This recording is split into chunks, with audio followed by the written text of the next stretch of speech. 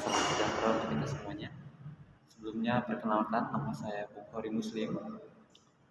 Pada kesempatan kali ini saya akan membahas materi terkait dengan sekolah pasar modal, di mana ada dua pembahasan secara garis besar. Yang pertama adalah Bursa Efek Indonesia dan yang kedua adalah investasi. Saya yang pertama ingin membahas pasar modal.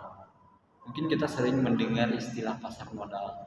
Sebenarnya apa sih pasar modal itu? Pasar modal adalah pasar untuk instrumen keuangan jangka panjang seperti saham, surat utang atau obligasi, reksadana, dan derivatif dari efek atau surat berharga. Pasar modal juga merupakan semua kegiatan investasi yang berhubungan dengan perdagangan efek. Simpelnya gini, pasar modal adalah jembatan antara investor dan perusahaan, di mana dia mempertemukan dari kedua pihak ini. Nah, kemudian apa sih manfaat dari pasar modal? Jadi, secara garis besar itu pasar modal memiliki 5 manfaat. Yang pertama adalah sebagai sumber pembiayaan. Sebagai salah satu sumber pembiayaan jangka panjang bagi perusahaan di dalam mengembangkan usahanya. Nah, jadi si perusahaan ini mendapatkan suntikan dana dari investor sehingga menjadikan ini sebagai sumber pembiayaan. Kemudian yang kedua sebagai wahana investasi. Nah, keberadaan pasar modal juga memberikan manfaat, yaitu sebagai tempat investasi bagi investor yang ingin berinvestasi di aset keuangan maupun obligasi. Kemudian yang ketiga adalah penyebaran kepemilikan perusahaan. Nah, sebagai tempat untuk penyebaran kepemilikan perusahaan kepada masyarakat. Misalnya gini, teman-teman membeli saham BBCA misalnya 10 lot, kan secara tidak langsung teman-teman juga memiliki hak atas BCA, dimana karena teman-teman memiliki saham dari BBCA tersebut, maka secara tidak langsung seorang investor itu merupakan pemilik dari sebuah perusahaan. Kemudian yang keempat adalah keterbukaan dan profesionalisme. Salah satu industri yang sangat terbuka dan menjunjung tinggi profesionalisme sehingga akan mendorong terciptanya iklim usaha yang sehat. Kemudian yang kelima atau yang terakhir adalah sebagai lapangan kerja. Nah, pasar modal ini juga memberikan manfaat yang sangat luas, di mana dia bisa menciptakan lapangan kerja atau profesi bagi masyarakat, baik sebagai pelaku pasar maupun sebagai investor. Jadi pasar modal ini memiliki banyak sekali manfaat ya teman-teman. Poin utamanya adalah memberikan lapangan kerja. Baik, selanjutnya poin yang kedua yaitu investasi. Kita sudah sering mendengar istilah investasi. Sebenarnya investasi adalah mengelola aset atau harta sehingga aset tersebut memberikan keuntungan di kemudian hari. Misalnya investasi di pasar modal dengan membeli efek untuk memperoleh capital gain dan dividen. Nah, capital gain itu apa sih? Jadi capital gain itu selisih harga beli dan harga jual. Misalnya teman-teman membeli saham BBCA untuk saat ini harganya 9.350 per lot. Ketika misalnya 10 tahun kemudian teman-teman menjual di harga 20.000 per lot, maka teman-teman mendapatkan capital gain sebesar 10.350 rupiah per lot. Nah, itu yang disebut dengan capital gain, yaitu harga jual di atas harga beli. Kemudian tadi mendapatkan dividen. Nah, dividen itu sendiri merupakan pembagian keuntungan dari perusahaan kepada pemegang saham. Nah, misalnya teman-teman mempunyai saham BBCA, kemudian BBCA ini memperoleh untung misalnya di tahun 2020, maka teman-teman akan mendapatkan pembagian dividen dari BBCA. Sebenarnya tidak semua emiten atau perusahaan yang menjual sahamnya itu memberikan dividen, namun banyak juga yang memberikan dividen, tapi tidak semuanya. Kemudian selanjutnya itu langkah-langkah investasi di pasar modal. Jadi ada 8 langkah. Yang pertama adalah pahami tujuan investasi teman-teman. Nah, misalnya untuk biaya jangka panjang atau jangka pendek. Misalnya untuk jangka panjang seperti biaya pendidikan, dana pensiun dan lain-lain. Misalnya kalau jangka pendek itu ya seperti eh, lebih tepatnya bermain saham, bukan investasi saham. Pada dasarnya ya investasi saham itu untuk jangka panjang ya teman-teman. Kemudian yang kedua adalah kenali profil resiko. Jadi sebelum teman-teman misalnya membeli saham, misalnya teman-teman ingin membeli saham Unilever, maka teman-teman harus tahu dulu nih resikonya apa. Itu seperti itu teman-teman. Kemudian yang ketiga adalah pelajari alternatif investasi. Jadi investasi itu nggak harus tentang membeli saham, tetapi ada juga obligasi, reksadana atau ETF. Kemudian yang keempat adalah pahami tingkat risiko produk investasi. Nah, setiap ada perbedaan risikonya, baik itu saham maupun obligasi, reksadana. Jadi yang risikonya yang paling minimal itu reksadana. Ya, tetapi semua itu ada analisisnya. Jadi memang ketika teman-teman ingin berinvestasi tidak perlu tamat di saham, tetapi memang harus menggunakan analisis baik itu teknikal maupun secara fundamental.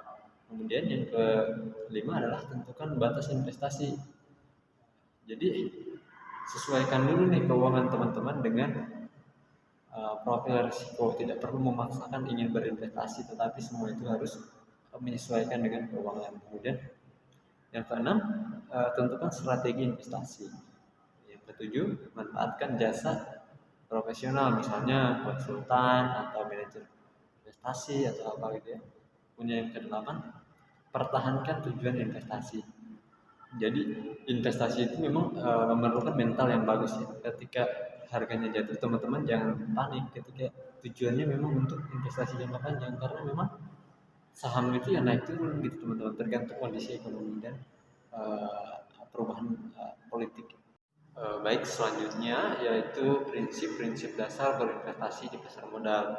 Jadi yang pertama adalah pergunakan dana lebih atau exchange fund, di mana istilah sederhananya itu adalah gunakan uang dingin. Tidak boleh menggunakan uang untuk kebutuhan sehari-hari terus digunakan untuk berinvestasi, itu tidak boleh ya. Kemudian yang kedua adalah dapatkan informasi mengenai produk investasi. Misalnya teman-teman ingin membeli saham di Unilever, maka teman-teman harus mencari tahu dulu nih Unilever itu seperti apa, gunakan analisis secara teknikal maupun fundamental. Kemudian yang ketiga adalah jangan menempatkan seluruh dana investasi di satu jenis instrumen yang sama. Misalnya teman-teman hanya berinvestasi di sektor saham. Nah, untuk teman-teman bisa mencari alternatif yang lain seperti invest di obligasi, reksadana maupun derivatif surat berharga. Tidak hanya harus berpatokan di saham. Kemudian yang keempat adalah mengenai perusahaan sekuritas, di mana teman-teman berinvestasi. Misalnya teman-teman menggunakan sekuritas misalnya seperti platform Bibit, Indo Primer maupun Korea Investment. Kemudian yang kelima adalah investasi secara berkala dengan orientasi jangka panjang. Nah, teman-teman misalnya setiap bulan gajian nih, maka ada sisa uang yang tidak terpakai, maka teman-teman bisa berinvestasi dengan tujuan tadi jangka panjang. Kemudian berikutnya adalah waspada penipuan investasi. Yang pertama, waspada dengan penawaran investasi janji-janji palsu, misalnya pasti kembali atau untung tinggi dalam jangka pendek. Itu sangat sulit ya teman-teman, terkecuali mungkin teman-teman bermain trading atau main saham, tapi itu resikonya sangat besar ya. Kemudian yang kedua adalah waspada penawaran investasi yang memaksa dengan bujuk rayu, biasanya dengan mengaburkan produk investasinya. Hati-hati ya teman-teman. Kemudian yang ketiga adalah waspada modus investasi dengan replikasi, misalnya investasi berkedok MLM, itu harus dihindari teman-teman. Kemudian yang keempat adalah waspada penipuan atau penawaran investasi dari perusahaan yang tidak jelas. Ketika teman-teman ingin berinvestasi, maka teman-teman harus cek dulu nih track recordnya itu perusahaan memiliki izin nggak dari OJK. Baik, selanjutnya saya akan menjelaskan tentang bagian saya. Penjelasannya yaitu saham apa sih? Saham itu adalah instrumen investasi yang bergerak dalam pasar modal dan paling diminati oleh investor karena potensi keuntungan yang ditawarkan itu sangat tinggi. Terus juga bermain saham itu memang susah gampang, asalkan kita itu tahu cara main sahamnya yang benar dan juga kita bisa meminimalisir risiko dan memperoleh cuan secara maksimal. Dan juga untuk memulai investasi saham juga kita perlu memahami apa itu saham terlebih dahulu dan mempelajari jenis-jenis saham juga. Jenis harga saham juga berbagai hal lain yang dapat mendukung proses investasi kita. Dan yang kedua itu apa aja sih konsep dasar saham? Eh, Konsep dasar paham itu ada beberapa ya. Yang pertama itu potensi keuntungan yang tinggi. Dan untuk penjelasannya, investasi saham memiliki potensi keuntungan yang lebih tinggi dibandingkan dengan instrumen investasi lainnya seperti deposito atau obligasi. Namun juga potensi keuntungan ini dapat diiringi oleh risiko yang lebih besar. Imbal juga hasil yang menjanjikan. Investasi saham menawarkan potensi keuntungan saham diminati oleh banyak orang. Dividen juga sebagai pendapatan tambahan. Dividen ini dari perusahaan dapat menjadi sumber pendapatan tambahan yang stabil dan dapat digunakan untuk membiayai kebutuhan. Dan untuk yang selanjutnya, yang ketiga itu adalah konsep dasar kenaikan harga dan perdagangan saham. Yang pertama, laba perusahaan. Laba perusahaan itu adalah salah satu faktor utama yang mempengaruhi kenaikan harga saham. Harga saham juga akan mengalami kenaikan jika laba perusahaan meningkat. Dan yang selanjutnya, kondisi ekonomi makro. Itu adalah kondisi ekonomi makro di mana seperti pertumbuhan ekonomi, inflasi, dan suku bunga juga mempengaruhi harga saham. Kondisi ekonomi juga dapat stabil dan positif dapat meningkatkan harga saham. Sedangkan kondisi yang buruk juga dapat menurunkan harga saham. Dan selanjutnya kinerja perusahaan. Ialah kinerja perusahaan seperti di tingkat dividen tunai, tingkat rasio dan utang. Dan yang keempat adalah konsep dasar obligasi. Obligasi juga sebagai instrumen investasi. Obligasi adalah sebuah instrumen investasi yang memungkinkan investor untuk membeli surat utang yang diterbitkan oleh perusahaan atau pemerintah. Dalam hal ini juga investor juga dapat membeli surat utang dengan harapan mendapatkan keuntungan berupa bunga atau kupon yang telah diatur oleh perusahaan sebelumnya. Dan juga dari konsep dasar obligasi itu terdapat risikonya. Resikonya itu obligasi memiliki beberapa resiko yang perlu dipahami oleh maturitas dan juga resiko suku bunga dan selanjutnya resiko gagal bayar atau default. Jadi resiko likuiditas itu terjadi ketika obligasi sulit dijual kembali di pasar sekunder. Dan yang kelima itu adalah konsep dasar harga modal. Definisi harga modal adalah nilai yang diberikan pelanggan sebagai imbalan atau penawaran tertentu berfungsi untuk memuaskan kebutuhan dan keinginan mereka. Yang kedua, fungsi harga modal sebagai indikator kinerja perusahaan, yaitu sebagai penilaian kinerja keuangan perusahaan. Harga modal juga dapat mempengaruhi keputusan investasi dan keputusan bisnis bagi perusahaan. Dan yang terakhir ini ada konsep dasar ETF. ETF itu Exchange Traded Fund. Definisinya dari ETF itu adalah sebuah instrumen investasi yang memungkinkan investor itu untuk membeli dan menjual unit-unit yang mengikuti kinerja dari sebuah indeks persaham perusahaan.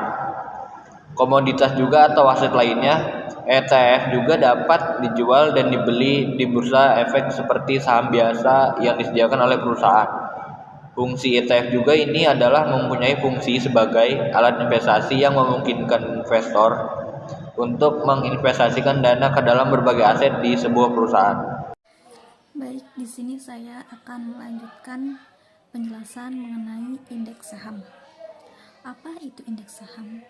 Indeks saham merupakan instrumen yang digunakan sebagai indikator dari pergerakan harga dan kinerja saham atau sekumpulan saham. dapat berbentuk indeks saham individu maupun indeks sekumpulan saham sektoral maupun non-sektoral. Yang merupakan indeks non-sektoral ada 15 indeks saham, yaitu 1 IHSG, 2 LQ45, 3 ISSI, 4 DII, 5 MBX, 6 DBX, 7 Kompas 100, 8 Sri Kehati, 9 Bisnis 27, 10 Pevindo 25, 11 Infobank 15, 12 IDX 30, 13 SM Infra 18, 14 MNC 36, dan yang terakhir yaitu Investor 33. Dan yang merupakan sektoral ada 10 indeks sektoral, yaitu Agriculture, Mining, Basic Industry, Miscellaneous Industry, Customer Goods, Property and Real Estate, Infrastruktur, Finance, Trade and Service, dan yang terakhir yaitu Manufacturing. Bagaimana membeli saham perdana? Cara membeli saham perdana yaitu yang pertama, kita harus membuka rekening efek. Yang kedua, mendapatkan single investor identification. Yang ketiga, mengakses sistem e-IPO. Yang keempat, pemesanan saham. Yang kelima, memilih jenis penawaran. Dan yang terakhir yaitu penjatahan dan realisasi keuntungan. Informasi tentang perdagangan saham di BEI. Transaksi saham menggunakan Continuous Auction System atau sistem lelang berkelanjutan yang didasarkan kepada Order Driven Market melalui GATS Next G, yaitu Jakarta Automated Trading System Next Generation. Pihak yang boleh melakukan transaksi atau memasukkan order hanya anggota bursa yang juga menjadi anggota clearing. Investor melakukan transaksi saham melalui anggota bursa yang memiliki izin sebagai perantara pedagang efek. Anggota bursa akan mengenakan biaya transaksi untuk setiap transaksi yang dilakukan oleh investor. Transaksi dilakukan dalam bentuk scriptless dengan settlement T+3. Transaksi dilakukan dengan remote trading system. Struktur pasar modal. Ada LPS, Bank Indonesia, Dewan Komisioner OJK, Kementerian Keuangan. Otoritas Jasa Keuangan bidang pengawasan pasar modal itu ada 3, yaitu KPEI, Clearing Penjamin Efek Indonesia, ada BEI, Bursa Efek Indonesia, dan juga ada KSEI, Custodian Central Efek Indonesia. BEI terdapat 5 pembagian. Yang pertama yaitu perusahaan efek, lembaga penunjang, profesi penunjang, emiten, dan juga pemodal. Perusahaan efek juga ada penjamin emisi, manajer investasi, perantara pedagang efek. Lembaga penunjang ada kustodian, badan administrasi efek, wali amat, pemeringat efek, penilai harga, perlindungan dana, pemodal, BAPNI. Akuntan. Profesi penunjang ada akuntan, konsultan hukum, penilai efek, dan juga notaris. Emiten ada perusahaan publik, reksadana. Pemodal ada institusi dan juga retail. Tugas OJK yaitu melakukan pengaturan dan pengawasan terhadap kegiatan jasa keuangan sektor perbankan, sektor pasar modal, dan sektor industri keuangan non-bank IKNB. Tujuan didirikannya OJK yaitu agar keseluruhan kegiatan di dalam sektor jasa keuangan terselenggara secara teratur, adil, transparan, dan akuntabel, mampu mewujudkan sistem keuangan yang tumbuh secara berkelanjutan dan stabil, dan mampu melindungi kepentingan konsumen dan juga masyarakat. Dan di sini ada juga Bursa Efek Indonesia. Tujuan didirikannya Bursa Efek Indonesia yaitu menyelenggarakan perdagangan efek di pasar modal Indonesia yang teratur, wajar, dan efisien. Pemegang saham BEI adalah perusahaan efek yang telah memperoleh izin usaha sebagai perantara pedagang efek disebut sebagai anggota bursa. BI secara resmi didirikan pada tanggal 13 Juli 1992. BI adalah satu-satunya penyelenggara perdagangan efek di Indonesia. BI wajib menetapkan peraturan mengenai keanggotaan, pencatatan, dan juga perdagangan. BI wajib mempunyai satuan pemeriksa yang bertugas menjalankan pemeriksaan berkala atau pemeriksaan sewaktu-waktu terhadap anggotanya serta terhadap kegiatan bursa efek. BI bekerjasama dengan DSN MUI dalam mengembangkan investasi syariah di pasar modal Indonesia. Dan ada juga lembaga penyimpanan dan penyelesaian LPP. Tujuan didirikannya LPP yaitu menyediakan jasa kustodian sentral dan penyelesaian transaksi yang teratur, wajar, dan juga efisien. Saham LPP dapat dimiliki oleh bursa efek, bank kustodian, AB atau anggota bursa, perusahaan efek, badan administrasi efek, atau pihak lain yang disetujui Bapepam dan LK. Dikelola oleh PT Kustodian Sentral Efek Indonesia atau KSEI yang didirikan pada tanggal 9 Januari 1998. Dan di sini juga terdapat lembaga clearing dan pinjaman atau LKP. Tujuan didirikannya LKP yaitu menyediakan jasa clearing dan pinjaman penyelesaian transaksi bursa efek yang teratur, wajar, dan juga efisien. Mayoritas saham, lembaga clearing dan penjamin wajib dimiliki oleh bursa efek. Lembaga clearing dan penjamin ini dikelola oleh PT Clearing Penjamin Efek Indonesia atau KPEI yang didirikan pada tanggal 5 Agustus 1996. Securities Investor Protection Fund atau SIPF, di mana dana perlindungan pemodal SIPF adalah kumpulan dana yang dibentuk untuk melindungi pemodal dari hilangnya aset pemodal. Dana perlindungan pemodal diadministrasikan dan dikelola oleh penyelenggara dana perlindungan pemodal yang merupakan perseroan yang telah mendapatkan izin usaha dari OJK untuk menyelenggarakan dan mengelola dana perlindungan pemodal. Dalam hal ini adalah PT Penyelenggara Program Perlindungan Investor Efek Indonesia atau Indonesia Securities Investor Protection Fund. Pemodal yang asetnya mendapatkan perlindungan dibukakan subrekening efek pada KSEI oleh kustodion, memiliki nomor tunggal identitas pemodal SID dari KSEI, menitipkan asetnya dan memiliki rekening efek pada kustodian. Pemodal yang asetnya tidak mendapatkan perlindungan yaitu pemodal yang terlibat atau menjadi penyebab aset pemodal hilang. Pemodal merupakan pemegang saham pengendali, direktur, komisaris, atau pejabat satu tingkat di bawah direktur kustodian. Pemodal merupakan afiliasi dari kedua pihak di atas. Ganti rugi pemodal oleh SIPF. Pembayaran ganti rugi kepada pemodal dengan menggunakan dana perlindungan pemodal dilakukan jika pemodal telah mengajukan permohonan ganti rugi kepada penyelenggara dana perlindungan pemodal sesuai dengan peraturan OJK nomor 6A.A.5 tentang penyelenggara dana perlindungan pemodal. Batasan paling tinggi untuk setiap pemodal pada satu kustodian dalam rangka pembayaran ganti rugi kepada pemodal dengan menggunakan DPP berjumlah 100 juta rupiah. Batasan paling tinggi untuk setiap kustodian dalam rangka pembayaran ganti kepada pemodal dengan menggunakan DPP 50 juta rupiah. Ganti rugi atas nilai aset pemodal yang hilang tidak mencakup nilai kerugian atas perkiraan nilai investasi masa datang. Sekian penjelasan dari saya. Wassalamualaikum warahmatullahi wabarakatuh.